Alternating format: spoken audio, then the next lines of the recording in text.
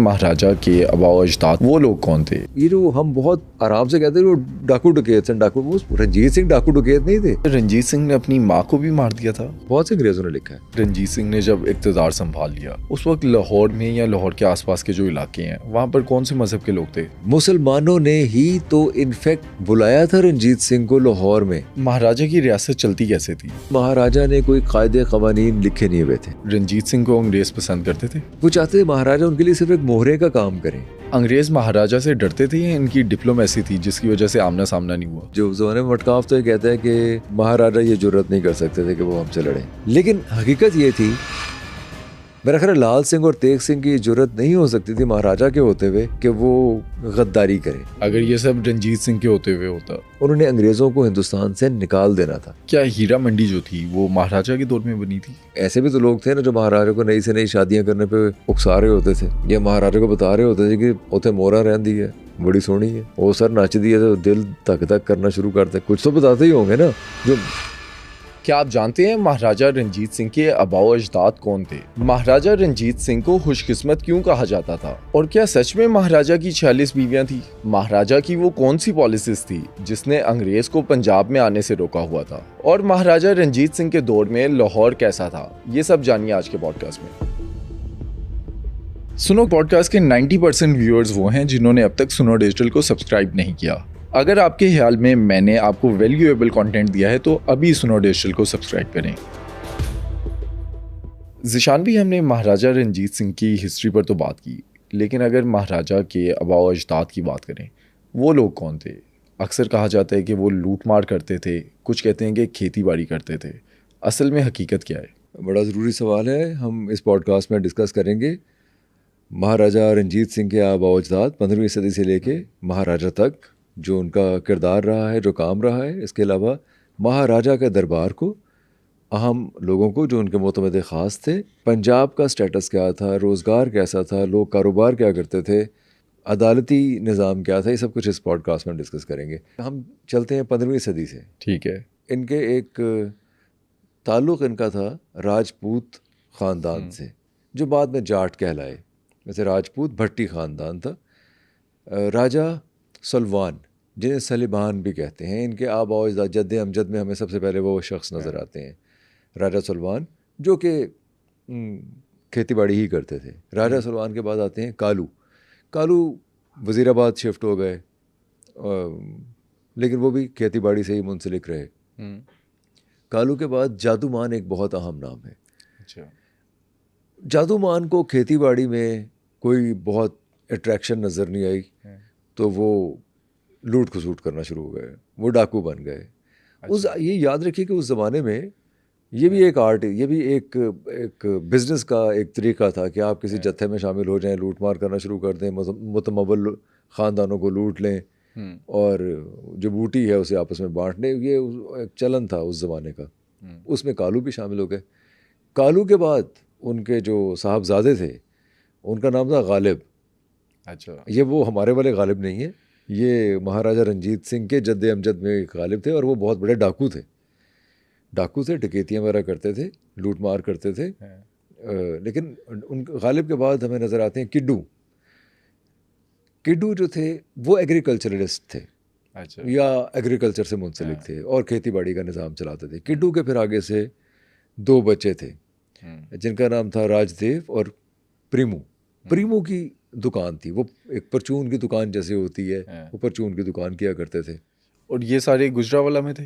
ये कुछ लोग वज़ीराबाद में थे, कुछ गुजरावाला क्या नवाही इलाकों में थे, जैसे सुकर चक्किया जो खुद जगह वो उसके नवाह में है। प्रीमू के फिर आगे से 3 बच्चे थे। अच्छा। तीलू, तख्तमल और नीलू। अच्छा, ये हम बात कर रहे हैं मुगलिया दौर की? ये सारा मुगलिया दौर है। ठीक है। तीलू और नीलू तो बचपन में फौत हो गए। अच्छा। तख्तमल एक बहुत मशहूर उस ज़माने के, अपने ज़माने के एक मनी लैंडर थे, एक महाजन थे, सूद का कारोबार किया करते थे। अभी तक ये लोग हिंदू ही हैं। अच्छा। ये हिंदू ही चलते आ रहे हैं। अच्छा, अगर हम देखें जो फैमिली ट्री है महाराजा रंजीत सिंह का, वो हिंदू था। हिंदू राजपूत भट्टी ख़ानदान वहाँ से चलते आ रहे हैं। तख्तमल जो थे वो मनी लैंडर थे। तख्तमल के बाद फिर बड़े अहम इनमें जो लोग आते हैं वो भाई बड़ा। अच्छा। भाई बड़ा एक एक सूफी टाइप आदमी थे जो इस सारे खेती बाड़ी से भी निकले और लड़ाई मार कुटाई या लूट मार या डकैती वगैरह उनका कोई ऐसा चलन नहीं था। उनके आगे से जो बेटे थे वो थे बूथ, अच्छा, भाई बूथ। आपको पता है ये वो ज़माना है जब गुरु गोबिंद सिंह के बच्चों को सरहिंद में शहीद किया गया। सिखिज़म के अंदर मिलिटेंसी या बदला लेने का या हक के लिए लड़ने का, क्योंकि अगर हम सिखों के पॉइंट ऑफ व्यू से देखें तो वो तो यही कहेंगे और बचा तौर पे कहेंगे कि वो हक के लिए लड़ रहे थे। तो जो बूथ थे वो उसमें शामिल थे, उस बंदा बैरागी के काफिले में या उनके उसमें शामिल थे। बूथ सिंह के बाद हमें नौद नज़र आते हैं जो उनके बेटे थे, नौद सिंह। नौद सिंह ने अब्दाली के कैंपों पे हमला किया, जिसकी वजह से नौद को बहुत ज़्यादा पजीराई मिली और अब ये सुकर चकिया के साइड पे आ गए, यहीं आके आबाद हुए। नौद के बाद चढ़त सिंह नज़र आते हैं। चढ़त सिंह तो खैर बहुत ही, उन्होंने तो अब्दाली के जो एक बहुत बड़े सिपा सालार थे नूरदीन, उनके ऊपर हमला किया, चेज़ किया, उन्हें बहुत ज़्यादा बूटी हासिल की चढ़त सिंह ने और आसपास के बहुत से इलाकों को फ़तह कर लिया। जहाँ जहाँ अफ़गान थे उनके साथ लड़ाई की, जम्मू तक पहुँच गए। चढ़त सिंह के बाद हमें नज़र आते हैं महा सिंह। महा सिंह एक्चुअली इनके बेटे थे, चढ़त सिंह के और महाराजा रंजीत सिंह के वालिद थे। यहाँ तक आते आते, रंजीत सिंह तक आते आते सुकर चकिया मिसल डेवलप हो गई थी, बहुत ज़्यादा बाउंटी इन्हें मिल गई थी। एक फोर्ट इन्होंने बना लिया था इनके आबा अजदाद ने गुजरांवाला में। 2 करोड़ रुपया उस ज़माने में आप ये समझ लीजिए कि महा सिंह ने इकट्ठा कर लिया था। तो जो रंजीत सिंह थे वो, ये जो हम बहुत आराम से कहते हैं वो डाकू डकैत हैं, डाकू, वो रंजीत सिंह डाकू डकैत नहीं थे। रंजीत सिंह तो सुकर चकिया जो मिसल है उसके मदारुल महाम थे और उन्हें विरसे में मिली हुई थी वो। हाँ, ये और बात है कि वो ख़ुद बहुत बड़े जंगजू थे, बहुत ज़बरदस्त आदमी थे। तो ये उनका एक्चुअली फैमिली ट्री है। अच्छा, यानी रंजीत सिंह के पास एक मिसल थी और करोड़ों रुपया भी था और जत्थे भी थे, फौज थी। वो एक सॉर्ट ऑफ छोटा सा एक रियासत का, छोटी सी एक रियासत का, इसे मिसल ही कह ले, सरदार था। अच्छा, अगर स्ट्रक्चर समझना चाहें मिसल का रंजीत सिंह की, वो क्या था? रंजीत सिंह की नहीं, किसी भी मिसल का जो स्ट्रक्चर था, जितनी भी 12 मिसलें अगर थी तो 12 मिसलों का एक ही जैसा स्ट्रक्चर था। उनका एक हेड हुआ करता था, जैसे ये सुकर चकिया मिसल के हेड थे, या जसा सिंह अहलूवालिया थे, बहुत बड़े आदमी थे वो भी।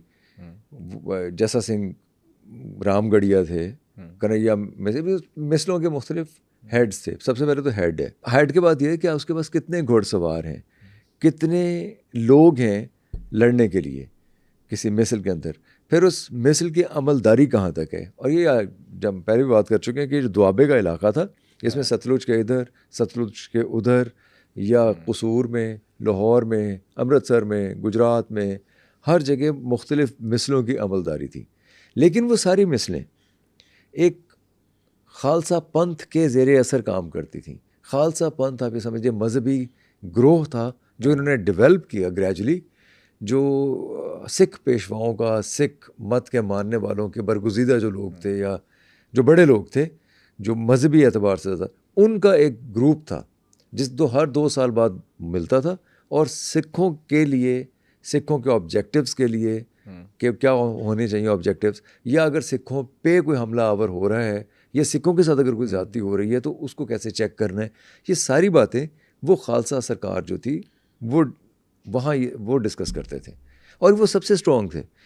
कहा जाता है कि महाराजा रंजीत सिंह भी उन्हीं के ज़ेरे साया काम करते थे। कहा जाता है महाराजा रंजीत सिंह बहुत ज़्यादा स्ट्रॉन्ग होने के बावजूद उनके जो अकाली हुआ करते थे, उन्हें कुछ अकालियों ने महाराजा रंजीत सिंह पे हमले भी किए, उन्हें मारने की भी कोशिश की, उन्हें कत्ल करने की भी कोशिश की, लेकिन महाराजा उन्हें कुछ सज़ा नहीं दे सके। इस वजह से नहीं कि महाराजा कमज़ोर थे, इसलिए कि महाराजा अकाली तख्त को या खालसा दरबार को, खालसा तख्त को मानते थे, इज़्ज़त करते थे, इज़्ज़त करते थे और जेन्युइनली करते थे। ऐसा नहीं था कि वो लिप सर्विस करते हों, जैसे कि हमें नज़र आता है जूलियस सीजर नज़र आता है, या हमें ऐसे बहुत से कुछ और लोग हैं जो कि मान तो लेते हैं किसी पार्लियामेंट को किधर, और लेकिन उसको एक रबर स्टैम्प पार्लियामेंट बना के छोड़ देते हैं। खालसा दरबार रबर स्टैम्प पार्लियामेंट नहीं थी, या रबर स्टैम्प शूरा या रबर स्टैम्प कोई कम्युनिटी नहीं थी। अच्छा, लेकिन मिसलों के बारे में ये भी मशहूर है कि जो मिसलें थी वो लूट कर पैसा लेकर आती थी। मैंने आपको एक जो हिस्ट्री सुनाई है उसमें किसी ज़माने में लूट खसूट भी होती थी, डाकू डकैत भी हुआ करते थे, वो लोग हमला करते थे मुतमव्वल ख़ानदानों के ऊपर, लूट लिया करते। लेकिन जब मिसलें बन गई थी तो मिसल का मतलब है कि वो ऐसे जत्थे थे जो एक ख़ास लैंड को ओन करते थे, प्रोटेक्ट करते थे। वो उन लोगों से पैसे लेते थे जिन्हें प्रोटेक्ट किया जाता था। वो जागीरदार थे, सरमायादार। एक जागीरदार है, उसकी बहुत बड़ी ज़मीन है, वो ज़मीन में बहुत धान उगाता है या फसल उगाता है। अमीर लोग वही समझे जाते थे ना, उन लोगों से वो आप समझ लीजिए भत्ता लेते थे।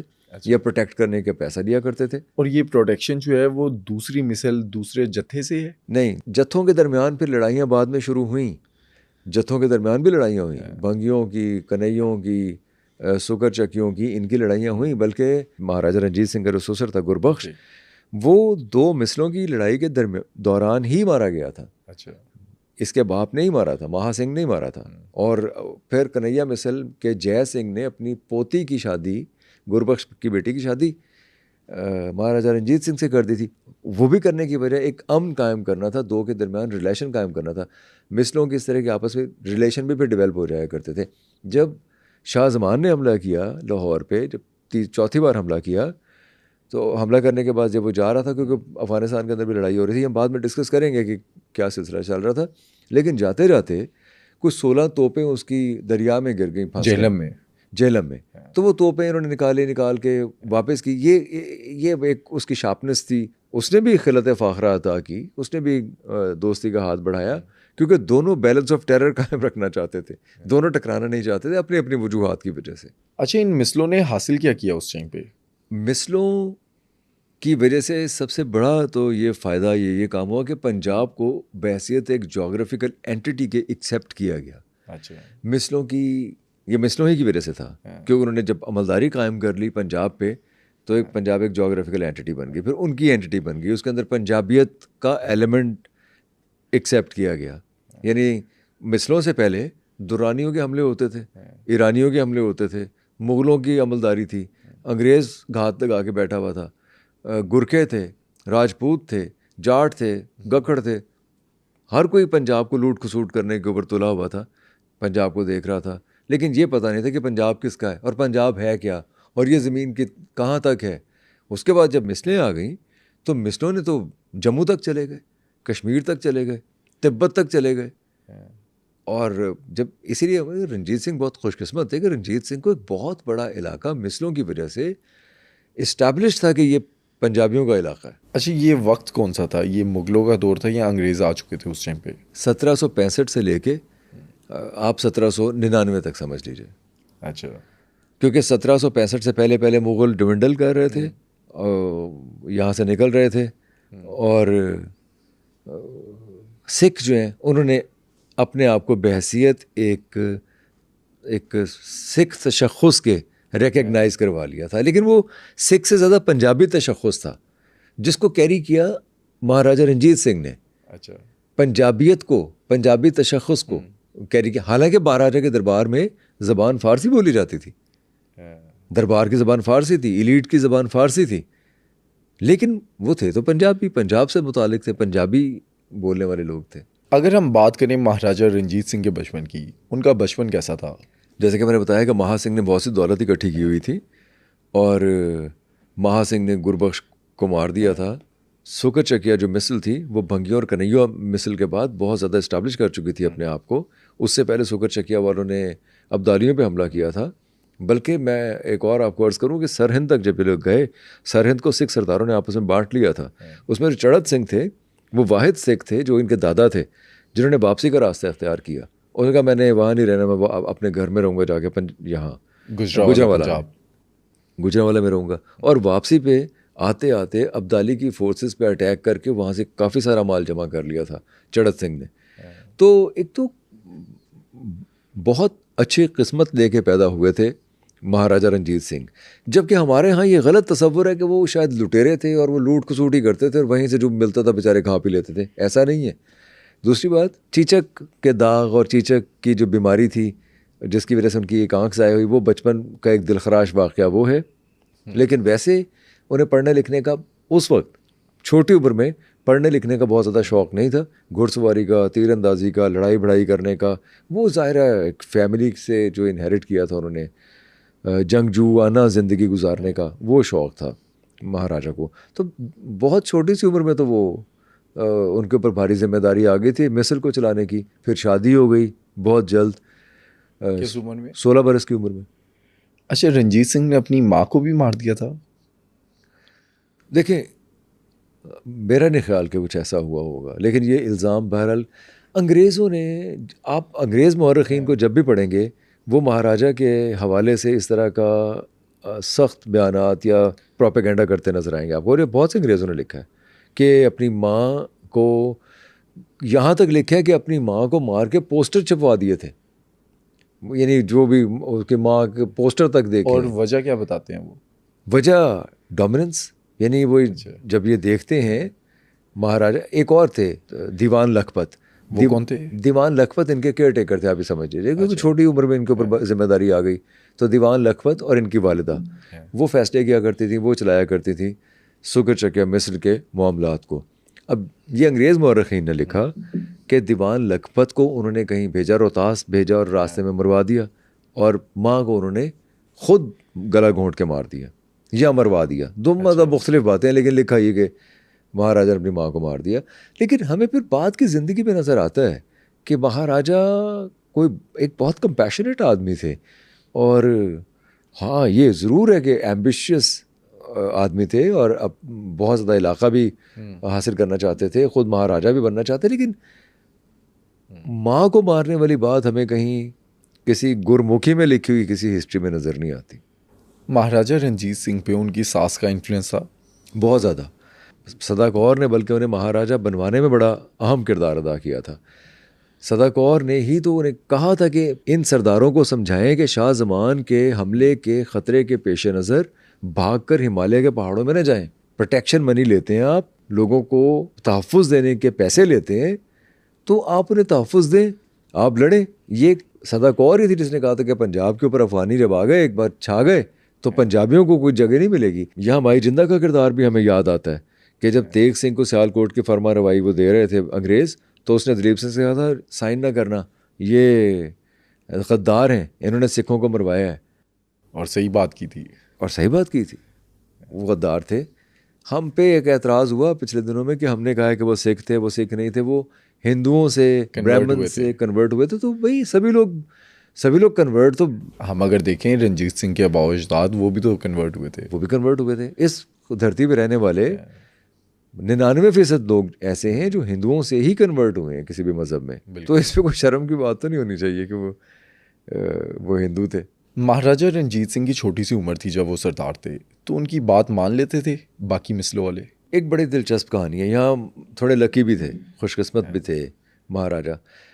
जस्सा सिंह अहलूवालिया जंग में काम आ गए अफ़गानियों के साथ, और जय सिंह जो है वो इतने बूढ़े हो गए थे कि उन्होंने ये बेहतर समझा कि वो अपनी पोती की शादी महाराजा के साथ, रंजीत सिंह के साथ कर दें। उस वक्त तो महाराजा नहीं थे। और भंगी जो सरदार थे वो बड़े तमतराक था उनका, वो लेकिन शराब बहुत पिया करते थे। वो सब तकरीबन मर गए जो बड़े लोग थे भंगी। तो यही ज़्यादा बड़ी जो मिसलें थीं, जैसे कन्हैया मिसल थी, भंगी मिसल थी, और अहलूवालिया और रामगढ़िया या जस्सा सिंह रामगढ़िया इतने बूढ़े हो गए थे कि वो रंजीत सिंह के साथ कोई लड़ाई बड़ाई नहीं करना चाहते। तो एक तो मिसलों के अंदर जो बहुत ताकतवर लोग थे, बहुत जो इन्हें चैलेंज कोई कर सकता था महाराजा रंजीत सिंह को, वो तो थे ही नहीं।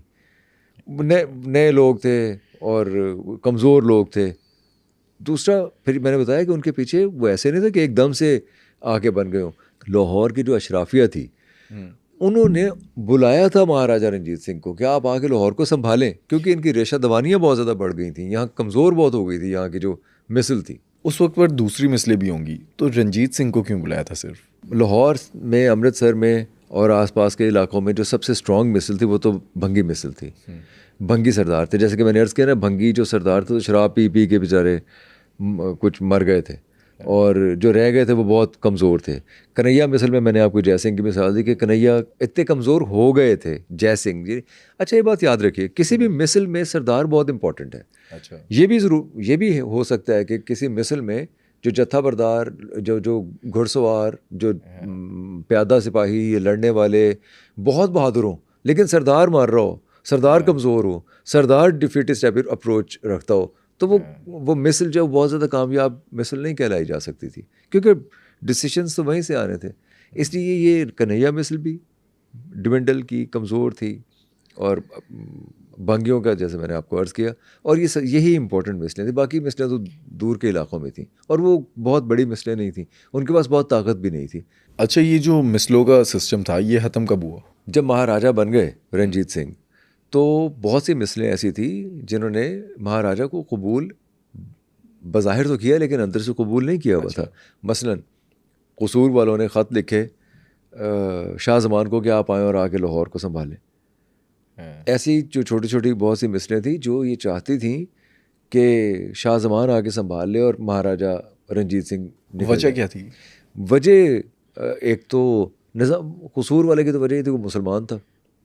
फिर कुछ ऐसे लोग थे जिनकी मुसलमानों की जो हमदर्दियाँ थी वो अफ़गानों के साथ थी। फिर कुछ अंग्रेज़ भी साजिश कर रहे थे। अंग्रेज़ भी ये चाहते थे कि वो, जैसे यूसुफ़ को भेजा उन्होंने, अंग्रेज़ ने यूसुफ़ अली ख़ान को रंजीत सिंह के पास, ये कहने के लिए कि कहीं इसका इल्हाक शाह ज़मान के साथ ना हो जाए, ये दोनों इकट्ठे ना हो जाए, क्योंकि उन्हें एक्चुअली तो अफ़गानों से ख़तरा था। वो अफ़गानों के ख़तरे के पेश नज़र ही तो टैसिटली सपोर्ट कर रहे थे महाराजा रंजीत सिंह को। अगर महाराजा रंजीत सिंह और शाह ज़मान ही आपस में मिल जाते तो अंग्रेज़ के लिए तो ख़तरा था। अंग्रेज़ कुछ अर्सा पहले तो फ्रांसीसियों से जान छुड़वा के, पीरन और दौलत सिंह और उन लोगों से जान छुड़वा के इधर तवज्जो मरकूज़ किए हुए था। तो ये याद रखिए कि शाह ज़मान और महाराजा रंजीत सिंह आपस में नहीं लड़े, कुछ खारजी फैक्टर्स की वजह से जो कि दरपेश थे दोनों को अपने अपने इलाकों में, या महाराजा कमज़ोर थे। लेकिन अगर वो मिल जाते सिख और मुसलमान तो ये बड़ा ख़तरनाक होना था अंग्रेज़ों के लिए, हो सकता था ख़तरनाक, जिसके लिए उन्होंने यहाँ तक कहा कि जाके उन्हें ये कहो, यूसुफ़ अली ख़ान को कहा कि जाके महाराजा रंजीत सिंह से कहो कि टीपू सुल्तान उसके साथ शामिल है। टीपू सुल्तान जो है वो फ्रांसीसियों की सपोर्ट थी टीपू सुल्तान को, और हमने टीपू सुल्तान को शहीद कर दिया। तो यानी कि हम जिस तरफ होंगे उस तरफ ताकत का झुकाव जाएगा। थ्रेटन भी करते थे इस तरीके से, और शाह ज़मान के ख़िलाफ़ भी भड़काते थे कि अगर वो आ गया तो तुम्हारी कोई हैसियत नहीं रहेगी, ताकि वो आपस में उलझते रहें, लड़ते रहें। अच्छा, अगर हम बात करें रंजीत सिंह ने जब इक़्तिदार संभाल लिया, उस वक्त लाहौर में या लाहौर के आसपास के जो इलाके हैं वहाँ पर कौन से मज़हब के लोग थे? ज़्यादातर सिख थे या मुसलमान थे? ज़्यादा बड़ी तादाद तो मुसलमानों की थी। मुसलमान, इस्लाम एक ज़ाहिर पुराना मज़हब था, वो 7वीं सदी से पनप रहा था। 16वीं सदी में जाके हमें नज़र आता है सिख मज़हब का ज़ुहूर होता है, लेकिन उसके बाद डेवलप तो वो 17वीं 18वीं 19वीं सदी में जाके सिख मज़हब होता है। तो बहुत फ़र्क है। मुसलमानों की तादाद बहरहाल बहुत ज़्यादा है सिखों के नस्बत। सिख तो अब भी बहुत कम है दुनिया में। अच्छा, तो उस टाइम पे रंजीत सिंह के ख़िलाफ़ लाहौर में मुसलमानों ने बगावत नहीं की? नहीं, मुसलमानों ने ही तो इनफैक्ट बुलाया था रंजीत सिंह को लाहौर में। मुसलमानों ने ही वेलकम किया था। मुसलमानों ने ही उसका जो नज़्म व नस्क़ है उस दरबार का, अगर आप उस दरबार कह सकें, मुसलमानों ने ही संभाला था। और रंजीत सिंह को भी आप देखिए, आफरीन है उस पर, वो कैसा ज़बरदस्त आदमी था। उसने जो काजी मुकर्रर किया वो मुसलमान, उसने जो इंस्पेक्टर जनरल ऑफ पुलिस मुकर्रर किया वो मुसलमान, जो आप समझिए जो कमिश्नर जो बनाया, यानी जेलदार, सूबेदार जो भी बनाया, वो सब आज का डीसी कह लें, वो सब मुसलमान थे। वो इसीलिए मुसलमान रखे गए ताकि एक ट्रस्ट बिल्डिंग हो सके महाराजा के निज़ाम पे। क़वानीन में भी ऐसे था कि जो मुसलमानों के लिए मुसलमानों इस्लाम के मुताबिक क़वानीन, हिंदुओं के लिए हिंदू जो क़वानीन उनके थे उनके लिए, और सिखों के लिए सिखों के क़वानीन। वो क़वानीन खलत मलत होने भी नहीं देते थे। अच्छा, इनकी डिप्लोमेसी की टैक्टिक्स कैसी थी? डिप्लोमेसी ही थी महाराजा की, जिसकी वजह से अंग्रेज़ से वो आखिरी वक्त तक लड़ाई नहीं की। यानी महाराजा की ये टैक्टिक्स थे कि वो सिर्फ बताना चाहते थे कि मेरे पास ताकत है, मैं उलझ भी सकता हूँ, लड़ भी सकता हूँ, फिर बाद में माहिदा अमृतसर और ये वे हो गया, उसके बाद वो चीज़ें चलती नहीं, बेहतर हो गई। लेकिन एक दफ़ा उन्होंने टफ टाइम दे दिया था। फिर जैसे हमने अर्ज़ किया शाहजमान के साथ जैसे उन्होंने डील किया है, वो सारे के सारा डिप्लोमेसी के ऊपर बुनियाद रखता है। यानी अगर उसने तोहफे तहफ़ भेजे हैं तो महाराजा ने बढ़ के तोहफे तहफ़ भेजे हैं। हालांकि महाराजा को बहुत ज़्यादा प्रोवोक किया जा रहा था लड़ाई करने के लिए। किसकी तरफ से? अंग्रेज़ों की तरफ से भी, मिसलों की तरफ से भी। बल्कि सदा कौर ने तो पहली बार जब बगावत की है तो इसी वजह से बगावत की थी। अच्छा। कि महाराजा ने यू टर्न लिया अपनी पॉलिसी के ऊपर। महाराजा लड़ाई की तरफ नहीं जा रहा। अंग्रेज़ों को बल्कि उसने ये ख़त लिखने शुरू कर दिए, महाराजा के खिलाफ प्रोपेगेंडा शुरू कर दिया। वो एक बात की बात है फिर कि उसकी ज़मीन के ऊपर कब्ज़ा था, महाराजा ने छुड़वाया भी था वो कब्ज़ा। बाद में महाराजा ने इन्फ्लुएंस किया कि अपने नवासों को वो ज़मीन दो। फिर इवेंचुअली सदा कौर को उन्होंने क़ैद भी कर दिया, 10 रुपये माहवार उसका ख़र्च भी रख दिया। ये सदा कौर जो उनकी मेंटोर थी उसके साथ महाराजा ने किया। लेकिन महाराजा के पास इसकी ठोस वजूहात थी, क्योंकि वो महाराजा की अथॉरिटी को, महाराजा के पूरे निज़ाम को, महाराजा की रेपुटेशन को मुसलसल चैलेंज कर रही थी सदा कौर। तो यानी अगर डिप्लोमेसी कहीं सॉफ्ट है तो वहाँ हार्श डिप्लोमेसी भी हमें नज़र आती है। हमें मजहबी मामलात में तो वो बहुत ही डिप्लोमेट नज़र आते हैं। जैसे कि जो फ़िक़्ह जाफ़रिया से ताल्लुक़ रखने वाले लोग थे, उन्होंने ताज़िया निकालना होता था तो किसी ने कहा कि जी ये तो बाज़ारों के अंदर क्यों ताज़िया निकालते हैं, अपने अपने घरों में निकाल लें ताज़िया। तो महाराजा ने ये ऑर्डर पास कर दिया कि आप अपने घरों में, जो फ़िक़्ह जाफ़रिया से ताल्लुक़ रखने वाले मुसलमान अपने घरों में ताज़िया निकालें। लेकिन जब शिकायतें पहुँचना शुरू हुई और महाराजा को इस गलती का एहसास हुआ कि नहीं, इसके साथ जज्बाती वाबस्तगी है लोगों की, लोग एक सोग है, एक याद है, एक जिसे मना रहे हैं, तो मैं उन्हें ऐसे बाउंड नहीं कर सकता।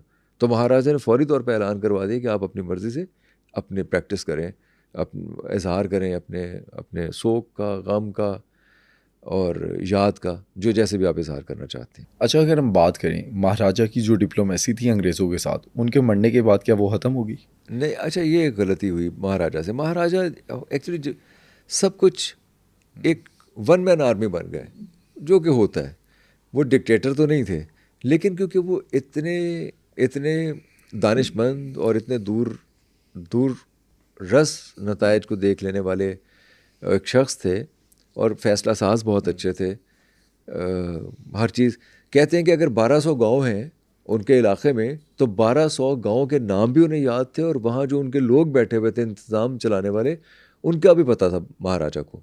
महाराजा वो सफ़ात जो जमा खर्च के अखराजात के सफ़ात हुआ करते थे जो भेजे जाते, वो पढ़ने के बाद फाड़ दिया, जला दिया करते थे, क्योंकि महाराजा को सब ज़ुबानी याद होता था कि क्या महसूल चुंगी कहाँ से आई है, उसका कितना मालिया का कितना आया है, कश्मीर के शॉलें बेच के क्या पैसे मिले हैं, मुल्तान का रेशम बेच के क्या हासिल हुआ है, ये 10 करोड़ है, 20 करोड़ है, 30 करोड़ है, सारा महाराजा को ज़ुबानी याद हुआ करता। अच्छा, लेकिन ये भी कहते हैं महाराजा तो पढ़ नहीं सकते थे। फ़कीर अजीज़ुद्दीन है, वो ये कहते हैं कि फ़ारसी में खतूत लिखा करते थे फ़कीर अजीज़ुद्दीन, जो दूसरे मुल्कों में, दूसरी जगहों पे, दूसरे इलाकों के एमिसरीज़ को लिख कर भेजते हैं। तो महाराजा उनके फ़ारसी जो डिक्शन था, जो फ़ारसी रस्मुल, जो उनका फ़ारसी जो कंटेंट था, उसको भी तब्दील करवा दिया करते थे। इतने ज़हीन और शार्प थे वो। महाराजा के बाद उनकी औलाद में कोई इस तरह का आया? हाँ बिल्कुल। महाराजा शेर सिंह ऐसे ही बड़े आदमी थे, ऐसे ही ज़बरदस्त आदमी। महाराजा शेर सिंह के बारे में तो वो एक अंग्रेज़ कहता है ना, रावी के किनारे जब हम एक महफिल में उनको देखा तो हमने ऐसा खूबसूरत जवान कहीं देखा ही नहीं था। करली बाल, लंबा कद, काले कपड़े पहने हुए, और जो जेवरात और जो कुछ उसने पहना, तो वो ऐसा वजीह आदमी था कि हमने कभी वो ऐसा शख्स देखा ही नहीं था। और जो परफ्यूम, जो फ्रांसीसी परफ्यूम उसने लगाए हुए थे, उसके पास जो कलेक्शन थी, वो अंग्रेज़ दंग रह गए थे देख के। हीरे जवाहरात की कलेक्शन और परफ्यूम की कलेक्शन महाराजा शेर सिंह। फिर महाराजा शेर सिंह महज परफ्यूम ही इकट्ठे करने वाले नहीं थे, आर्ट को सबसे ज़्यादा पेटनाइज अगर किसी ने किया है सिखों में तो वो महाराजा शेर सिंह है। अंग्रेज़, फ्रांसीसी और दूसरे पेंटर्स उनके दरबार में बैठ के, हालांकि बहुत थोड़ा सा स्टेंट है उनका, बैठ के बहुत बड़ी बड़ी शानदार अतालवी लोगों ने पेंटिंग्स बनाई हैं, जो पेंटिंग्स लाहौर में पड़ी भी हैं। अच्छा, उस टाइम पे महाराजा के करीब कौन कौन लोग थे? महाराजा ने एक तो जो गुलाब सिंह, ध्यान सिंह, चेत सिंह, ये जो कश्मीर के बाद में कश्मीर इनको दिया गया, ये जो बरादरान थे, जम्मू बरादरान जिन्हें कहते हैं, वो उनके बहुत करीब थे। फिर मुसलमानों में फ़कीर अजीज़ुद्दीन बहुत ज़्यादा करीब थे, नूरुद्दीन बहुत ज़्यादा करीब थे, इमामुद्दीन बहुत ज़्यादा करीब थे, फिर खुशहाल सिंह भी करीब थे। गो के वो नाराज़ भी रहते थे खुशहाल सिंह से, बहुत नाराज़ हुए भी थे। हरी सिंह नलवा बहुत करीब थे। हरी सिंह नलवा तो उनके मुलाजिम ही थे ना, वहाँ से वो ही रोज़ फ्रॉम द रैंक्स, तो वो ऊपर तक गए। ये लोग तो फिर दीवान लखपत उनके करीब थे, जिनके बारे में कहा जाता है उन्होंने उनको मरवा दिया था बाद में, ऐसा शायद नहीं था। ये लोग थे जो उनके मोतमद ख़ास थे और इनकी कैबिनेट का हिस्सा थे। इनके कैबिनेट का हिस्सा थे। मोहकम चंद थे, मोहकम चंद, ये वो सब लोग थे सिवाय फ़कीर अजीज़ुद्दीन जो थे, उनका काम ये था कि वो दूसरे इलाक़ों में दूसरे जो हुक्मरान थे या रियासती राजे महाराजे, उनके साथ डील किया करते थे। वो कोई अगर ख़राज वसूल करना है या कोई मालियाना हासिल करना है या कोई भी डील करनी होती थी, तो वो फ़कीर अजीज़ुद्दीन किया करते थे। महाराजा की रियासत चलती कैसे थी? एक बात है कि महाराजा ने कोई कायदे क़वानीन लिखे नहीं हुए थे। अच्छा, इस चीज़ का नुकसान हुआ बाद में?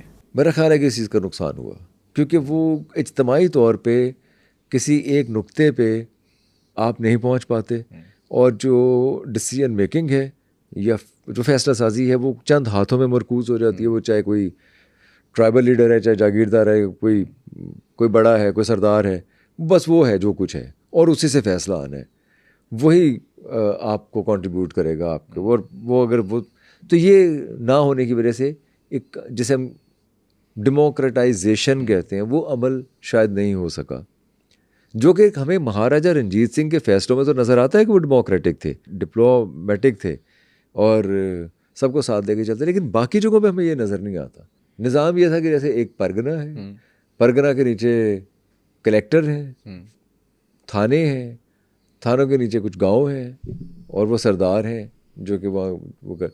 अब यहाँ से इन जगहों से मालियाना भी हासिल करना है, और इन जगहों से उन्होंने तिजारत के ऊपर टैक्स भी हासिल करना है।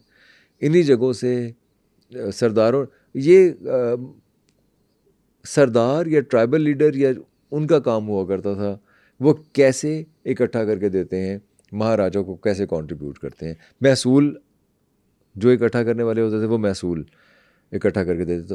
तो यानी आप ये समझ लीजिए कि महाराजा के निज़ाम में अगर रेवेन्यू जनरेशन के जो फार्मूला था, वो ये था कि आप गुज़रगाह का महसूल लेते थे, शॉलों की या रेशम की या कोई भी तिजारत अगर होती थी उसके ऊपर टैक्स लिया करते थे, लगान लिया करते थे। खड़ी फसल का लगान अलहदा हुआ करता था, और दूसरे जो फिनिश्ड प्रोडक्ट का लगान अलहदा हुआ करता था। 2/3 से 1/3 लगान हासिल किया करते थे, लेकिन ये बड़ा रिलैक्स करने वाला फार्मूला था महाराजा का, जो कि हमें मुग़लों के यहाँ नज़र नहीं आता। अच्छा, इस तरह वो कलेक्टर थे, ये सारा माल इकट्ठा करके, ये सारे पैसे इकट्ठा करके वो दरबार तक आया करता था महाराजा के। और आमदन कितनी थी उस टाइम पे? 10 करोड़ सालाना। और ये पैसे क्या आवाम पे लगाते थे अपनी? अवाम पे हर जगह पैसे लगते थे। इसकी एक बहुत बड़ी मिसाल ये है कि जब कश्मीर में कहत पड़ा, तो खुशहाल सिंह जो इनका एक बड़ा अहम आदमी था, वो टैक्स इकट्ठा करके ले आया, पैसे इकट्ठे करके फिर भी ले आया। जब वो पैसे इकट्ठे करके लाया तो महाराजा ने उसे डांटा कि वहाँ तो बुरे हालात हैं, वहाँ तो कहत पड़ा हुआ है, वहाँ तो कुछ है नहीं, और तुम जाके उन गरीबों से पैसे इकट्ठे करके ले आए। तो महाराजा ने गधों पे, कहा जाता है कि हज़ारों, लेकिन मेरा ख्याल है हज़ारों तो बहुत ज़्यादा होंगे, लेकिन बहरहाल हज़ारों गधे लिखा हुआ है, कृष्ण सेना ने ख़ास तौर पर लिखा हुआ है, सोनलाल ने लिखा हुआ है कि हज़ारों गधे गेहूँ से, यानी गंदम, उनके ऊपर लाद के कश्मीर में भेजी गई। जिन लोगों से टैक्स लिया गया था उन्हें वापस किया गया वो टैक्स, जिन्होंने टैक्स दिया था। फिर वो जो बिल्कुल ही दिगरगूं, बहुत ही बुरे हालों में लोग थे, उन्हें माली इमदाद भी की गई। और खुशहाल सिंह को डांटा गया भरे बाज़ार में या भरी महफिल में, ये कहा गया कि ये देखो ये करप्ट आदमी है, ये इसने किया, हालांकि उनके बहुत करीब था। अच्छा, रंजीत सिंह के दौर में लाहौर कैसा था? क्या अमीर शहर था एक? देखिए, महाराजा की जो स्टेट थी ना, सबसे पहले आपने ये समझना है कि वो एक सिक्योरिटी स्टेट थी, जिसके ऊपर पिल पड़ने के लिए हर तरफ से हमलावर तैयार थे। वो जत्थों की सूरत में थे, वो राजपूत थे, या वो जैसे कि हमने पहले बात की है कि वो गुरखे थे, या वो अंग्रेज़ थे, या वो कोई भी लोग थे वो पिल पढ़ना चाहते थे और हमले हो रहे थे। ये नहीं था कि यानी अब्दाली का जो बेटा तैमूर शाह, बहुत सी जगहों पर उसकी अमलदारी थी। शाहजमान मुसलसल पर तोल रहा था। जो अंदर लोग बैठे हुए थे वो शाहजमान का साथ देने के लिए तैयार खड़े थे। और ये कोई ऐसे नहीं था कि हमला हुआ और उसमें चीज़ें बांटी गई और चली गई, ऐसे नहीं था। जब हमला हुआ करता था तो ताख्तो ताराज कर दिया करते थे, औरतों की इज्जतें लूट लिया करते थे, वो बच्चों को कत्ल कर दिया करते थे, घर बार लूट लिया करते थे, वो पूर नीस्तो नाबूद कर दिया करते थे इलाके को। और पंजाब में तो बार बार ही सब कुछ हो रहा था। महाराजा ने सबसे पहले सिक्योरिटी को मेक श्योर किया, वो चाहे डिप्लोमेसी के जरिए हो, चाहे थ्रेटन करके हो, चाहे कहीं लड़ाई झगड़ा करके हो। यानी यहाँ फिर हमें देखना पड़ेगा कि बहुत अच्छे तरीके से जो सरदारों या जागीरदारों के ज़ेर असर उन्होंने जो बेकायदा फ़ौज बनाई, देखो बाकायदा फ़ौज थी ना, 38,000 लोगों की बाकायदा फ़ौज, 1,597 लोगों की बेकायदा फ़ौज भी थी। वो क्या करती थी? उस फ़ौज का काम ही ये था कि वो छोटी छोटी जो मज़ाहमतें हैं, ये छोटी छोटी जो अटैक या छोटी डेवलप हो रही होती हैं साजिशें आपके ख़िलाफ़ मिलिट्री सतह पे, वो उन्हें क्वेल करती थी, उन्हें ख़त्म करती थी। बहुत सी जगहों के ऊपर बेकायदा फ़ौज भेज के उन्होंने बहुत से सरदारों को उनका नातका बंद किया। जब महाराजा के पास ऑलरेडी एक फ़ौज थी तो फिर गैर मुल्की फ़ौज बनाने की ज़रूरत क्यों आई? ये बड़ा अच्छा सवाल है। देखिए 1824 तक हम देखते हैं कि महाराजा ने जिन इलाकों पे हमला करना था, जिन इलाकों को मफतूह बनाना था, वो कर चुके थे। सतलुज तक का इलाका, कश्मीर तक, जम्मू, ये वे हर जगह उन्होंने अपनी अमलदारी कायम कर ली थी। और जो हमें गैर मुल्की फ़ौजी नज़र आते हैं वो 1824 के बाद शामिल होते हैं आके। अच्छा, तो इन अ वे ज़रूरत नहीं थी। अच्छा, ये फ़ौज का जो आना था इससे फ़ायदा हुआ या नुकसान? महाराजा फार साइटेड आदमी थे। वो ये देखते थे कि मुझे अगर अंग्रेज़ ने हमला कर दिया, अंग्रेज़ के पास ऐसा क्या है कि मैं उसका मुकाबला कर सकूं। कहीं ये तो नहीं होगा कि मेरी जो टेक्निक है वो पुरानी हो, दकियानूसी हो और मैं उसका मुकाबला ना कर पाऊँ। इसलिए उन्होंने फ्रांसीसियों को अपनी फ़ौज के अंदर रखा। शुरू में ट्रस्ट नहीं करते थे, इसीलिए फ्रांसीसियों को उन्होंने मुकम्मल तौर पे सिख जो अपीयरेंस थी वो अपनाने के लिए कहा। लेकिन हम देखते हैं कि 1824 के बाद का दौर है, उन लोगों ने ट्रेनिंग तो दी, बाकायदा फ़ौज को ट्रेनिंग तो दी, लेकिन उनकी तनख्वाहें बहुत ज़्यादा थी, मराहत बहुत ज़्यादा थी।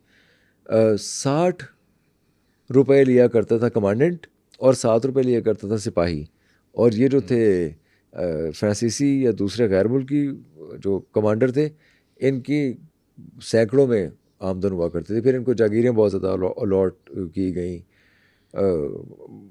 डिपेंड भी बहुत ज़्यादा किया गया विटेबल वगैरह पे। लेकिन इवेंचुअली हमें फ़ौज में नज़र आता है, महाराजा की फ़ौज में, कि अनईजीनेस थी यूरोपियन कमांडर्स की वजह से। अच्छा, अगर हम बात करें अंग्रेज़ों की, रंजीत सिंह को अंग्रेज़ पसंद करते थे?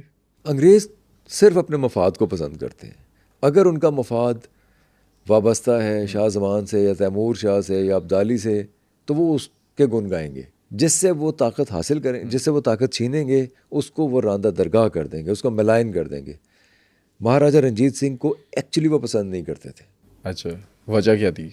वो चाहते थे महाराजा उनके लिए सिर्फ एक मोहरे का काम करें अगेंस्ट द अफगान्स, जो कि अटैक करते हैं और बदअमनी फैलाते हैं। उनके ख़िलाफ़ महाराजा एक रेजिस्टेंस साबित हों।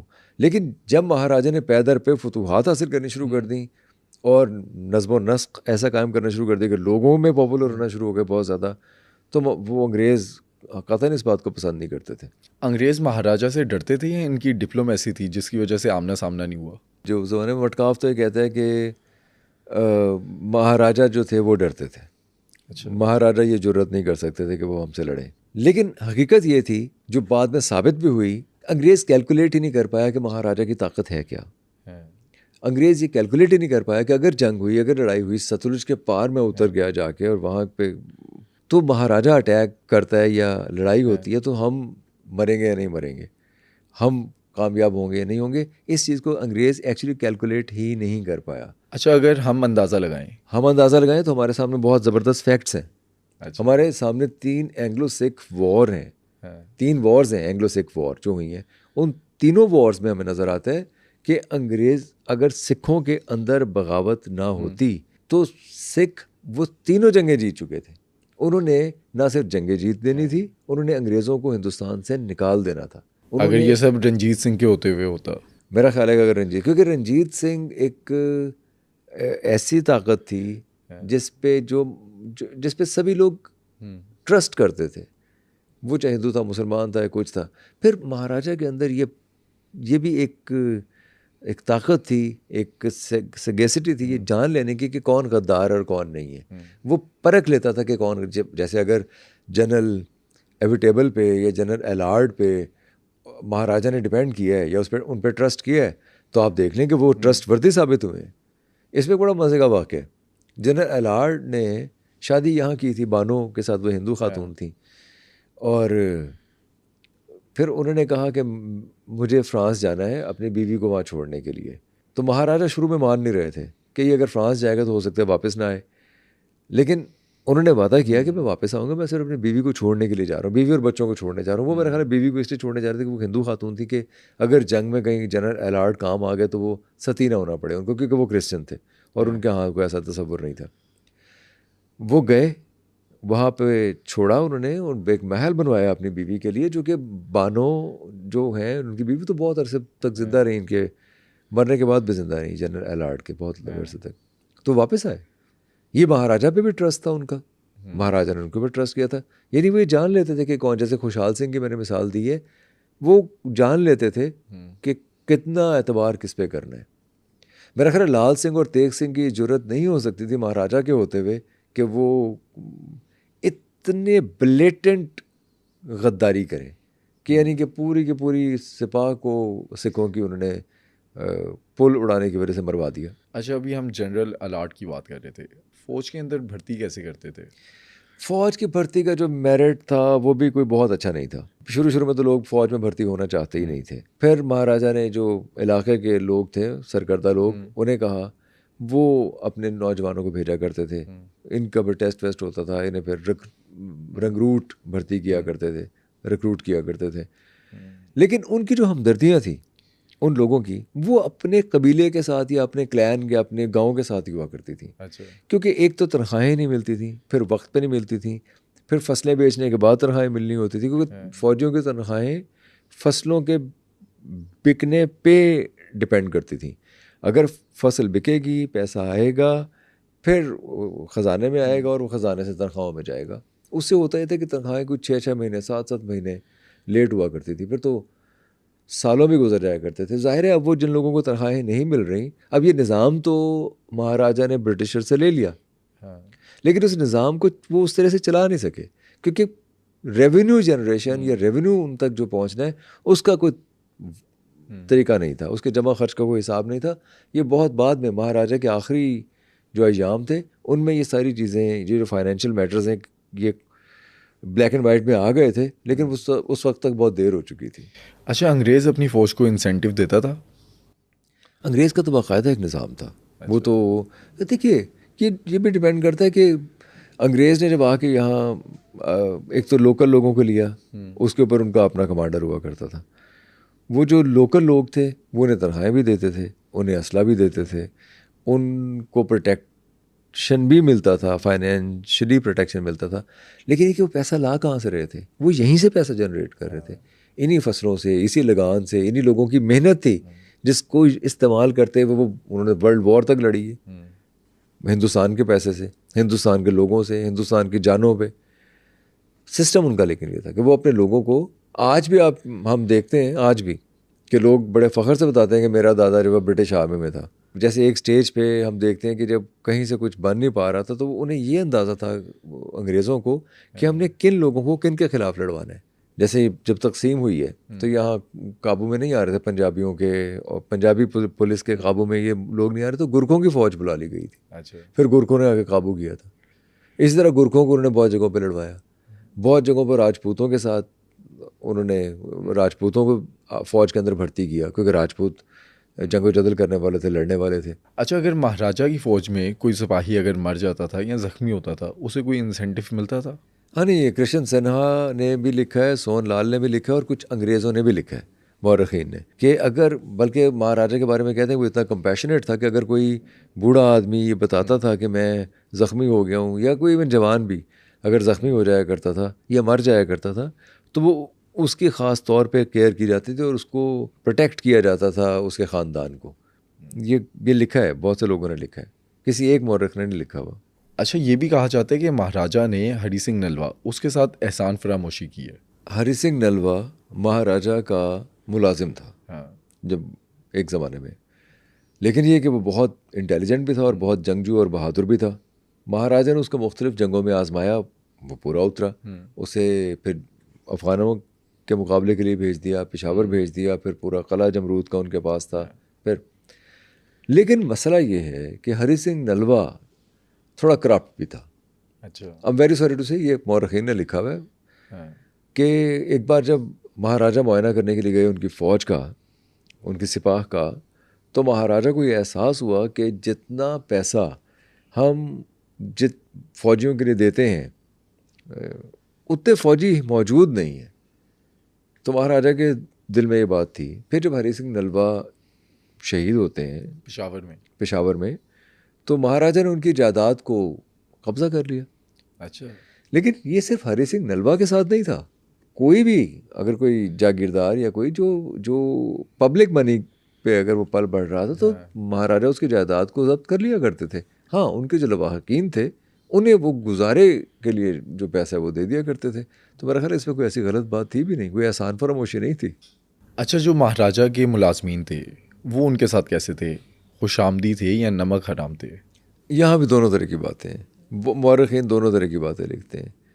लेकिन हमें बहरहाल नज़र आता है कि खुशामदी तो हर दौर में लोग होते हैं।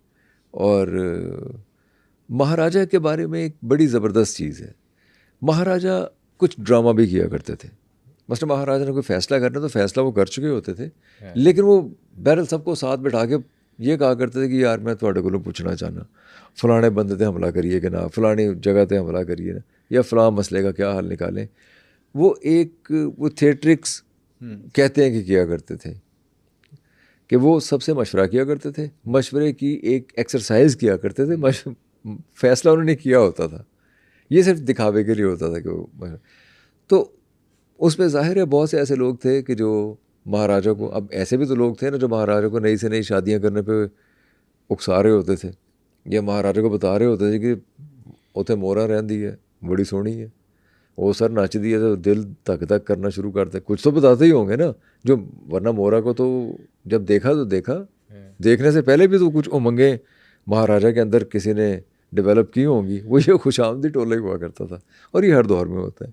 गुलबहार बेगम थी या दूसरी खातिन थी, ये नहीं था कि महाराजा को खुशामद का पता नहीं चलता था। महाराजा को खुशामद का पता चलता था, उन्हें पसंद थी, थोड़ी बहुत पसंद भी होगी। जाहिर है महाराजा को अगर कोई कहे कि तुसी बहुत सोहने हैगे हो, या बड़ा जाहो जलाल है तुहाडा, या तुसी जनाब सुट दिता अंग्रेज़ां नूं, पढ़ने पाता है, तो ज़ाहिर महाराजा खुश भी होते होंगे, कौन खुश नहीं होता। लेकिन महाराजा में ये एबिलिटी थी कि वो ये जानते थे कि क्या सिर्फ खुश करने के लिए कहा जा रहा है और क्या हकीकत है। क्योंकि देखिए, हम ऐसे बहुत से फैसले देखते हैं जिस पे वो रिवर्ट किया उन्होंने। अगर कोई ये कहते हैं कि जी महाराजा मुतलक अल अदनान हुक्मरान थे, भाई अगर वो मुतलक अल अदनान हुक्मरान होते तो वो अपने फैसलों पर रिवर्ट क्यों करते? उन्होंने फैसले कौन से थे? मस्जिद बनाने का फैसला, फॉर एग्जांपल, मस्जिद के जी अजान देनी है नहीं देनी, या ये जो मैंने ताज़िए वाली बात आपको बताई, या बहुत अंग्रेज़ के साथ जो जंग है उस पर ऐन वक्त पे पीछे हट जाना और मुआहदा कर लेना, या अफ़गान जो उनके बदतरीन दुश्मन थे जो पंजाब को लूट मार कर रहे थे पंजाब में, वो उनके साथ देखिए कितने अच्छे थे, वो उनके साथ तहाइफ का तबादला कर रहे थे, और वो ये बताने के लिए भी कर रहे थे कि जो आसपास के मसले हैं वो काबू में रहें। तो महाराजा जो है वो बड़े एक एनलाइटेंड आदमी थे। अच्छा, रंजीत सिंह के वो कौन से फैसले हैं जिसे आज पंजाबी हिस्टोरियन गलती करार देते हैं? मुत्तफ़िक हैं, पंजाबी इंडियन जो हिस्टोरियन हैं वो इस बात पे मुत्तफ़िक हैं कि महाराजा ने फ़ौज को जितना अच्छा निज़ाम बनाया, उन्हें बाकायदा तनख्वाहें ना देने का कोई मरबूत निज़ाम ना डेवलप करके बरगश्ता किया। और ये हमें नज़र आता है महाराजा के बाद शेर सिंह या चंद कौर या उनकी फ़ौज में वो अपने जेवरात बेच के और इधर उधर से पैसा इकट्ठा करके वो फ़ौज को किसी तरीके से तनख्वाहें दे रहे हैं, और वो जो फ़ौजी थे वो इनसे एलिनेट भी होते रहे। इसीलिए हम ये समझते हैं कि ये गलती थी महाराजा की। अगर फ़ौज को एक तो मेरिट के ऊपर होना चाहिए था, जो कि मेरिट पे नहीं थी। दूसरा, उनको इंसेंटिव ज़रूर साथ के साथ मिलना चाहिए था ताकि उनकी हमदर्दियाँ आपके साथ रहती। अगर आपने वो निज़ाम ब्रिटिश से लिए तो आपको उसको मुकम्मल तौर पे इम्प्लीमेंट करना चाहिए था। ये एक बहुत बड़ी गलती थी महाराजा की। दूसरी गलती जो हिस्टोरियंस लिखते हैं वो ये है कि महाराजा कोई तहरीरी, कोई कॉन्स्टिट्यूशन या कोई कवानीन की कोई किताब कोई वाज़े नहीं कर सके, और गो के एक लिहाज से अच्छा भी था, लेकिन उसका इम्पैक्ट बुरा भी हुआ कि जागीरदारों पे या इलाके के जो नवाबीन हैं उन पे या जो जो सरकर्दा लोग थे, फ़ैसला साजी उनके हाथ में दे दी, लोगों की तकदीर का फ़ैसला करने की। अच्छा, वैसे ये अच्छा क्यों था? अच्छा ऐसे था कि वो जैसे बेकायदा फ़ौज है, अगर महाराजा किसी जागीरदार से कहेंगे जी आपने 1000 लोग घुड़सवार भेजने और ट्रेंड, तो वो पाबंद होगा 1000 ट्रेंड घुड़सवार भेजने का। महाराजा ये सरदर्दी नहीं पालेगा कि उसने कोई 1000 लोगों को ट्रेन करना है, 100 लोगों को ट्रेन करना है। वो कहते हैं जी मैंने फ़लाँ जगह पे हमला करना है, या फ़लाँ जगह फ़ौज भेजनी है, फ़लाँ जगह बगावत हो रही है, मुझे आपसे कोई 150, 200 या 500 घुड़सवार चाहिए जो ट्रेंड हो। तो वो पाबंद है घुड़सवार भेजने के, वो पाबंद है पैसा भेजने के अगर महाराजा को चाहिए। इस तरह की डील महाराजा की हुआ करती थी पंजाब भर में मुख्तलिफ जगहों पे। या अगर ज़रूरत के वक्त कोई, जैसे मैंने अर्ज़ किया ना कि हज़ारों घोड़े अगर कश्मीर में भेजें, और कृष्ण सन्हा ने लिखा है अगर भेजे हैं तो ज़ाहिर है वो सारे के सारा माल दरबार में तो या कोर्ट या फोर्ट में तो नहीं पड़ा होगा, वो ज़ाहिर है इधर उधर से इकट्ठे करके भेजे होंगे। तो इस लिहाज से तो ये अच्छा था कि वो कल्चरल एक जो जो कल्चरल जो पर्सपेक्टिव था उसका ख्याल रखते हुए ये निज़ाम डेवलप किया गया। लेकिन नुकसान उसका ये था कि वो एक शख्स के हाथ में, यानी हर गोत के, हर गांव के, हर जगह के किसी एक शख्स के हाथ में ये डिसीजन मेकिंग आ गई, जिसका इम्पेक्ट हमें महाराजा के जाने के फ़ौरन बाद नज़र आता है। जब बगावतें हुई, जब लोगों ने हमदर्दियाँ बदली, जब बहुत करीबी लोग भी छोड़ के अंग्रेज़ों की गोद में जाके बैठ गए, क्योंकि वो ट्रस्ट नहीं था उस निज़ाम के ऊपर जो कि डेवलप हुआ था। अच्छा, महाराजा की और मुग़लों की मिलती जुलती चीज़ें कौन सी थी? अच्छी बात तो ये कि मुग़लों ने भी यहाँ पे एक निज़ाम कायम किया, महाराजा ने भी किया, लेकिन एक ये कि महाराजा तो सन ऑफ सोइल थे, महाराजा तो पंजाब की ज़मीन के बेटे थे, मुग़ल बाहर से आए थे। ये फ़र्क भी है इनके अंदर। मुग़लों ने, उनकी किताबें आप पढ़ें, जब तुज़के जहांगीरी, तुज़के बाबरी, ये वो, तो वो हिंदुस्तान के बारे में जो बातें लिखते हैं कि उनको हर चीज़ में हैरत का पल्ला भारी रहता है कि यहाँ पे ये होता है, वहाँ वो होता है। वो समरकंद और बुखारा और उन जगहों को भूले नहीं कभी, वो यहाँ आके उनके। लेकिन महाराजा ऐसे नहीं है। Maharaja was very much steeped into the soil. वो उनकी जो बातें हैं, उनके जो कल्चरल इडियम है, उनके जो जोक्स हैं, जैसे वो महाराजा के बारे में बड़ा मशहूर है कि वो अगर फ़कीर अज़ीज़ुद्दीन के किताबत में या उसके कुछ डिक्शन में गलती निकालते थे, एक तरफ तो इतना बड़ा कैरेक्टर था, दूसरी तरफ वो नाचने गाने वालियों को छेड़ते भी रहते थे। अच्छा, तो वो पंजाब के कल्चर में गुंदे हुए थे मुकम्मल तौर पे महाराजा।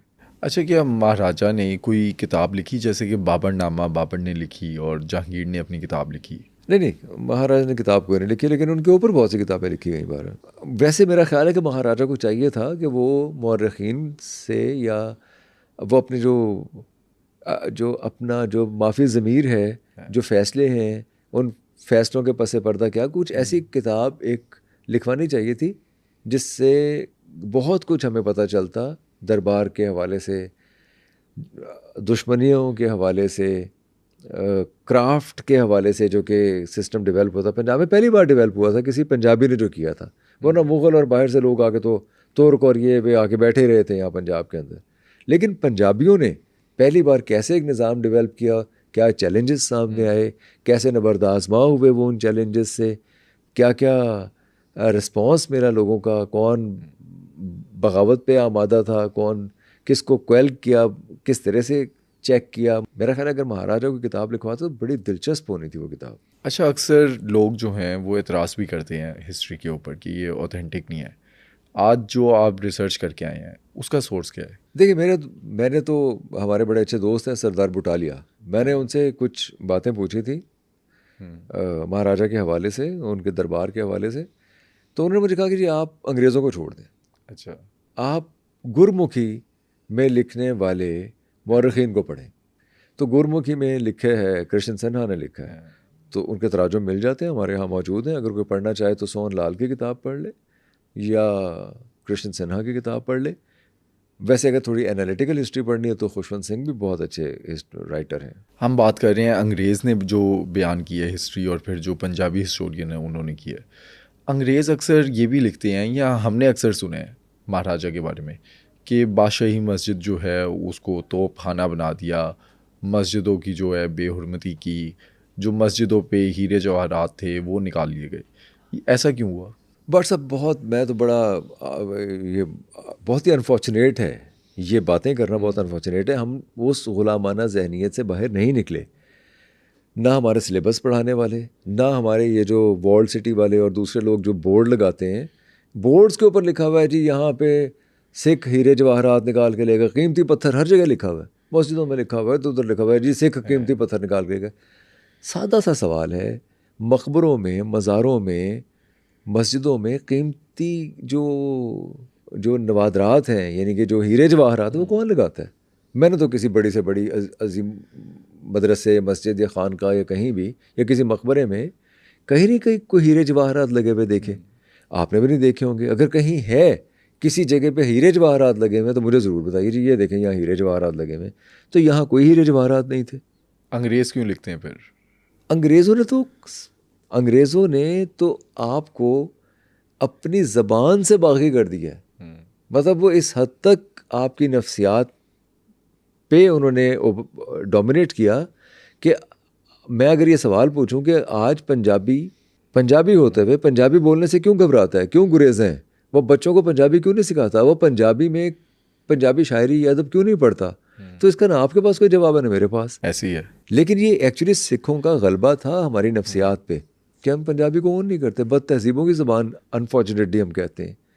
उर्दू को हम कहते हैं कि शुस्ता ज़बान है, क्योंकि उसने रिप्लेस किया ना। हालांकि उर्दू भी खूबसूरत ज़बान और पंजाबी तो बहुत ही खूबसूरत है। ऐसे ही है। अच्छा, अब कीमती पत्थर लाहौर में कहाँ से आया? लाहौर के मकबरों में, मज़ारों में, दरबारों में जो कीमती पत्थर लगे हुए हैं ये कहाँ से आए? राजस्थान से। हर कीमती पत्थर राजस्थान से आए। तो जिसने, अगर सिखों ने कोई हवेली या कोई मकबरा बनाना है तो वो कीमती पत्थर वहाँ से मंगवा लेगा, उसको आपके पत्थर तोड़ने की क्या ज़रूरत है? फिर वो कहते नहीं आसिफ जा के कीमती पत्थर हीरे जवाहरात आसिफ जा के मकबरे से तोड़ के ले गए। तो बादशाह जहांगीर पे तो नहीं तोड़े, वो तो वैसे के वैसे लगे हुए। अब सबसे इम्पॉर्टेंट चीज़ किसी भी मकबरे में उसका तावीज़ है। वो तावीज़ एक अनकट पत्थर होता है। वो आपको नूरजहाँ में मिलेगा, वो आपको जहांगीर में भी, वो आपको आसिफ जहाँ में, वो अनकट पत्थर होता है जिसके ऊपर अल्लाह के नाम लिखे होते हैं। साथ साथ ये भी कह देंगे कि शुक्र है कि सिखों ने ये नहीं उठाया क्योंकि इसके ऊपर शुक्र अल्लाह के नाम लिखे हुए थे। ये तो बात में आके लगाया गया ये अनकट पत्थर। तो मतलब अगर वो चाहते, अगर वो खुदा ना खास्ता बेहुरमती ही करना चाहते या कोई मनफियत होती उनकी, तो वो उसको भी उतार के ले जाते। अब ये कहा जाता है जी मस्जिद दायंगा में, बादशाही मस्जिद में तोप खाने थे, रिहाइशें थीं, घोड़े बांधते थे, गधे बांधते। वो भाई कहीं भी ये ऐसा नहीं हुआ। और क्यों बांधने हैं? बारूद खाना हवेली और ऐसे मोचे दरवाजे के अंदर एक हवेली, बहुत सी हवेलियां थी जो बारूद रखने की जगह थी। बारूद रखा जाता था जर्नैल के घर में। ये जो मियाँ यूसुफ सलाउद्दीन वाली जो हवेली है, बारूद खाना हवेली, ये सिख जर्नैल की हवेली थी। अच्छा। तो यहाँ बारूद रखा होता था। उस ज़माने में वही इंचार्ज होता था बारूद का। मस्जिद में बारूद क्यों रखना है जाके? और घोड़े बांधने के लिए पूरा लाहौर पड़ा हुआ था, घोड़े बांधने के लिए मस्जिदों में ही। यानी आप ये कहना चाह रहे हैं कि वो खुदा ना खास्ता महाराजा रंजीत सिंह बेहुरमती करना चाहते थे मस्जिद की। लेकिन हमें तो नज़र आती है सुनहरी मस्जिद, जहाँ अजान जब दी जा रही थी तो लोगों ने एतराज़ किया तो बंद करवा दी और फिर सिखों से कहा कि आप जाके मुसलमानों को उठाएं। हमें कहीं भी मजहबी प्रेजुडिस, मजहबी तासुब असबियत कहीं नज़र नहीं आती। ऐसा होता तो महाराजा इतने अनकॉन्ट्रोवर्शियल ना होते, इतने अनडिस्प्यूटेड ना होते, और इतने जो एक्चुअली तो लोग उन पे एतमाद करते थे, ऐसा एतमाद ही नहीं होता। ये सब कहानियाँ अंग्रेज़ों ने फैलाई हुई हैं जो अनफॉर्चुनेटली हमारी ब्यूरोक्रेसी ने भी बोरो की हैं और हमारे पढ़े लिखे लोगों ने भी बाय की हुई हैं। अच्छा, अंग्रेज़ों ने तो काफ़ी बुराइयां बताई हैं, लेकिन जो पंजाबी हिस्टोरियन है वो कुछ लिखते हैं ऐसा? बट सब पंजाबी हिस्टोरियंस तो लिखते हैं, लेकिन एक शख्स जितना बड़ा होता है उसके इवेलुएट करने के पैमाने भी उतने ही बड़े होने चाहिए। महाराजा रंजीत सिंह पंजाब के पहले अनडिस्प्यूटेड महाराजा थे। उन्होंने एक सिक्योरिटी स्टेट बनाई, पंजाब से अफगानों का, अंग्रेज़ों का, दूसरी तमाम लोगों का जो हमलावर, उन्हें देश निकाला दे दिया। उन्होंने एक निज़ाम कायम किया, पंजाबियत, पंजाब की पहचान, उसका तशख़्ख़ुस कायम किया। ये उनके कारनामे हैं। अब अगर महाराजा ज़्यादा शादियां करने के शौकीन थे, या उन्होंने संसार चंद की बीवियों के साथ शादियां की थी, या गुजरात के जो फरमारवा थे उनकी मरने के बाद उनकी बीवियों के साथ चादर में ले लिया था उनको, या ख़ुद 20 शादियां की थी, या उनके बेटे के मुताबिक दिलीप सिंह में तो कुछ 46 शादियां की हुई थी। शादियों के ऊपर उनको इवेलुएट नहीं किया जाएगा, उनको उनके मुंतज़िम होने पे, जंगजू होने पे, एक सिक्योरिटी, उस म्यार पे किया जाएगा। हाँ, अगर आप ये समझते हैं कि शादियां करना और औरतें रखना और ये कोई बुराई थी, तो इस लिहाज से महाराजा शायद लहू और लाभ के शौकीन थे, जैसे मुगल्स थे या कोई और थे, तो उसे आप बुराई कह लीजिए उनकी। अच्छा, अगर महाराजा की 46 बीवियाँ थी, तो जो उनकी बीवियाँ थी और जो उनकी महबूबाएँ थी, आपस में उनका कैसा रवैया था? अब ये देखिए कि मोरा सरकार ने अपनी 3 दहाइयों के बाद, यानी जब वो मिली हैं महाराजा को, उनसे 3 दहाइयों के बाद गुलबहार बेगम से शादी करवाई उनकी, वो भी वहीं से अमृतसर से थी। एक ये भी हमें नज़र आता है। फिर हमें ये भी नज़र आता है कि दत्ता कौर और महताब कौर, उनकी आपस में बहुत ज़्यादा एक टसल थी, एक बहुत ज़्यादा मखासमत थी। महताब कौर तो छोड़ के ही चली गई थी, महताब कौर तो मर भी गई फिर बाद में, लेकिन उन्होंने आखिरी वक्त तक महाराजा को माफ़ नहीं किया दत्ता कौर से शादी करने के लिए। अच्छा, उन्होंने माफ़ नहीं किया। हाँ, वो बाद में उनको शेर सिंह और जो उनके बेटे थे उनको बाद में ओन कर लिया महाराजा ने। महाराजा सबसे करीब किसके साथ थे? महाराजा दत्त कौर के साथ, जिसे माई नकैन भी कहते थे, वो जो नकई मिसल से थी, जिससे खड़क सिंह पैदा हुए। महाराजा के दौर में औरतों का क्या स्टेटस था? एक तो दरबार में जो ख़वातीन थी उनका स्टेटस आप देख ही रहे हैं कि महाराजा के बाद चंद कौर भी, फिर हमें माई जिंदा नज़र आती हैं। ये वो ख़वातीन थी, ख़ास तौर पर माई जिंदा, जो जाके अंग्रेज़ से टकरा गई। आखिरी वक्त तक उन्होंने अंग्रेज़ को माफ़ नहीं किया। अपने बेटे को यानी दिलीप सिंह को जब क्रिश्चनाइज़ किया उन्होंने, तो इसको भी माफ़ नहीं किया कि मुझसे मेरा आपने मज़हब भी छीन लिया, माफ़ नहीं किया। वो मर गई, उसने अंग्रेज़ को माफ़ नहीं किया। अब कुछ बहुत से लोग हैं जो माई जिंदा के ख़िलाफ़ भी हैं, ज़ाहिर है उनके पास अपनी वजूहात होंगी, लेकिन ये बहुत बड़ी बात थी माई जिंदा की। अंग्रेज़ ने उनके कैरेक्टर पे भी इल्ज़ाम लगाया। खैर, चंद कौर भी नज़र आती हैं कि वो इतनी पावरफुल थी कि वो शेर सिंह से टकरा गई। ये और बात है कि उन्हें शिकस्त खाना पड़ी, लेकिन उन्होंने ध्यान सिंह की बात नहीं मानी और महारानी बनी वो, चाहे वो 1 दिन के लिए बनी, चाहे वो 10-12 घंटों के लिए बनी, लेकिन महारानी बनी। तो इसका मतलब है कि वो स्टेटस उनका था। फिर हमें मोरा सरकार नज़र आती हैं, हालांकि वो तो महबूबा थी, लेकिन मोरा के नाम के सिक्के जारी हुए, मोरा के नाम पे मस्जिदें बनाई गई, मोरा के नाम सरकारी तौर पे लोग अपने काम करवाने के लिए मोरा के पास जाया करते थे। इसका मतलब है कि वो बिला तखसीस, मुग़लों के यहाँ तो बहुत तखसीस थी ना कि जो तैमूरी होनी चाहिए और तैमूरी ही ख़ातून का जो बच्चा है वो ही बादशाह बनेगा, बनना चाहिए, कम अज़ कम ऐसे था। वो ज़रा फ़र्क रखते थे। महाराजा कोई ऐसा फ़र्क नहीं रखते थे औरतों में। फिर ये बात समझनी है कि पंजाब में जो बाहर से हमलावर आया करते थे वो औरतों की इज़्ज़तें लूटा करते थे, जो कि इज्तमाही तौर पे आबरूरेज़ी और ये उसका एक नफसियाती तौर पे तबाह हो जाती है कौम। ये वो जगह थी जहाँ पे नफसियाती तौर पे अपाहज हो जानी चाहिए थी। लेकिन महाराजा रंजीत सिंह ने इन तमाम हमलावरों का दाखिला बंद करके या उन्हें एक डिस्टेंस पे रख कर या हमला ना करने दें, उन्होंने एक्चुअली औरत को प्रोटेक्ट किया। आम औरत उस वक्त पे पावरफुल थी? पंजाब की आम औरत उस वक्त खेतों में हल भी चलाती थी, घोड़ा भी दौड़ाती थी, और हाँ हमें ये है कि तिजारत में बहुत डायरेक्टली इन्वॉल्व है। जैसे मुल्तान में अगर रेशम की तिजारत है या कश्मीर में शॉलों की तिजारत हो रही है, तो आपका ख्याल है कि ख़ातीन उसमें कंट्रीब्यूट नहीं करती होंगी शॉल बुनने में? तो शॉलों की तिजारत से बहुत ज़्यादा पैसा कंट्रीब्यूट होता था महाराजा के दरबार में। रेशम से बहुत ज़्यादा, रेशम कौन इकट्ठा करता था? औरतें इकट्ठा करती थी। कपास कौन चुनती थी? तो महाराजा के पास अगर लगान जो है फसलों के ऊपर दिया जाता था, तो इसका मतलब है कि औरतें इन अ वे कंट्रीब्यूट कर रही थी। हाँ, हमें कोई बागी औरत बहुत ज़्यादा कोई नज़र उस तरह से नहीं आती, या कोई ऐसी औरत नज़र नहीं आती कि जो कोई महाराजा को चैलेंज करती हुई नज़र आ जाए, कुछ जैसे दूसरे हिंदुस्तान के मुख्तलिफ इलाकों में हमें नज़र आता है। क्या हीरा मंडी जो थी वो महाराजा के दौर में बनी थी? नहीं, हीरा मंडी तो मुग़ल दौर से ही है, मौजूद है, लेकिन उसके ज़ाहिर कैरेक्टर बदलता रहा। उसमें एक ज़माने में तो वो सीखने सिखाने का, अदब आदाब को सिखाने का ये एक इंस्टीट्यूशन था, आप ये समझ लीजिए। लेकिन जो नाम आया हीरा मंडी, वो कहते हैं कि हीरा सिंह के नाम पर था।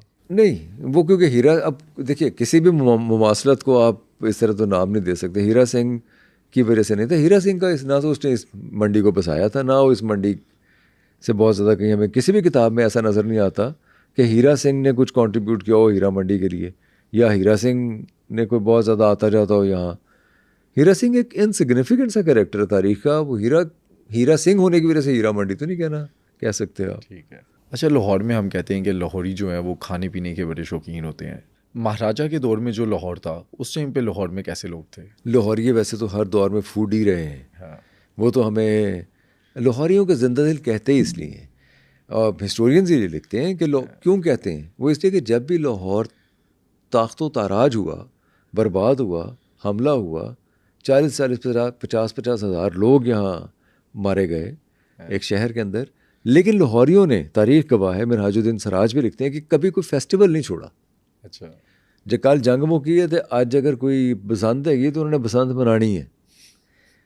लाहौरियों ने फेस्टिवल नहीं छोड़ा कोई, तो इसी वजह से ज़िंदा दिलाने लाहौर भी कहते हैं।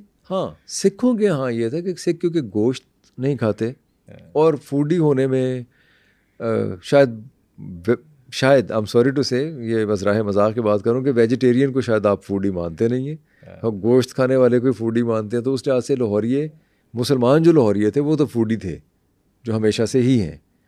लेकिन सिखों में और हिंदुओं में हमें कोई बहुत, हालांकि वो ज़्यादा अच्छे फूड लवर्स हैं। अब जो हमारे दोस्त हैं जो सिख भी हैं और हिंदू भी हैं, वो बहुत अच्छे फूड लवर्स हैं, वो बहुत अच्छा फूड खाते हैं, और बड़ा, इवन वो जो वेजिटेरियंस भी हैं वो भी बड़ा शानदार फूड खाते हैं। सिख शाही ख़ानदान के बाद जो महाराजा का तख्त था या सिख शाही ख़ानदान का सामान था कला के अंदर, वो किधर गया? महाराजा के बाद बहुत सी चीज़ें तो हमें फोर्ट में भी नज़र आती हैं पड़ी हुई, लेकिन वो बहुत कम है। फिर फ़कीर खाना जो हवेली है, इसमें बहुत साजो सामान था, बहुत ज़्यादा नवादरात थे, लेकिन वो सब के सब अनफॉर्चुनेटली या बेच दिए गए, या चोरी हो गए, या कहीं चले गए। मैं ऐसे बहुत से लोगों को जानता हूँ जिन्होंने फ़कीर खाना हवेली से ख़रीद लिए जाके वो नवादरात, जो सिर्फ फ़कीर खाना, फ़कीर अजीज़ुद्दीन और नूरुद्दीन और इमामुद्दीन ही की हवेली है ना, वहाँ बहुत से नवादरात थे, अब नहीं है। और इस तरह सिख बहुत सारी चीज़ें अपने साथ ले गए। कोहिनूर तो एक चीज़ है ना, वो और बहुत सी चीज़ें साथ ले गए थे अपने साथ। लेकिन ये है कि उन्होंने जब जाके वहाँ रखा है अपने म्यूज़ियम्स में, तो वहाँ लिख दिया कि ये लाहौर से ये चीज़ और इसका ये ईयर है। ये तो सिखों की बहुत सी जो नवादरात हैं हमें वहाँ ब्रिटिश म्यूज़ियम में भी मिलती हैं, यहाँ भी मिलती हैं। हाँ, लेकिन एक चीज़ है, जैसे बाम्बा सदरलैंड की जो पेंटिंग्स थी, वो बहुत सी पेंटिंग्स थी जो उन्होंने अपने एक अर्दरी को दे दी थी, उस अर्दरी से ख़रीद ली पाकिस्तान गवर्नमेंट ने, बहुत ही अच्छा किया। वो हमें अब नज़र आती हैं फोर्ट के अंदर पड़ी हुई। फिर अमर्ता शेरगिल की पेंटिंग्स हैं, फिर एक इटालियन पेंटर्स की पेंटिंग्स हैं जो लाहौर के ऊपर उन्होंने शेर सिंह के दरबार में बनाई है। अनफॉर्चुनेटली हमने सिख आर्ट को ओन नहीं किया। अगर हम सिख आर्ट को ओन करें और उसकी महफिलें सजाएं और उसको बताएं दुनिया के हमारे पास सिख, तो अमर्ता शेरगिल की पेंटिंग्स या बाबा सदरलैंड की पेंटिंग्स बहुत शानदार है, जो हम प्रेजेंट कर सकते हैं दुनिया को। हमारे पास मौजूद हैं। आपके ख्याल में महाराजा रंजीत सिंह की वो कौन सी गलतियां थी जिसकी वजह से महाराजा की वफात के बाद सिख शाही खानदान का डाउनफॉल आया? हमें कमेंट सेक्शन में बताएं।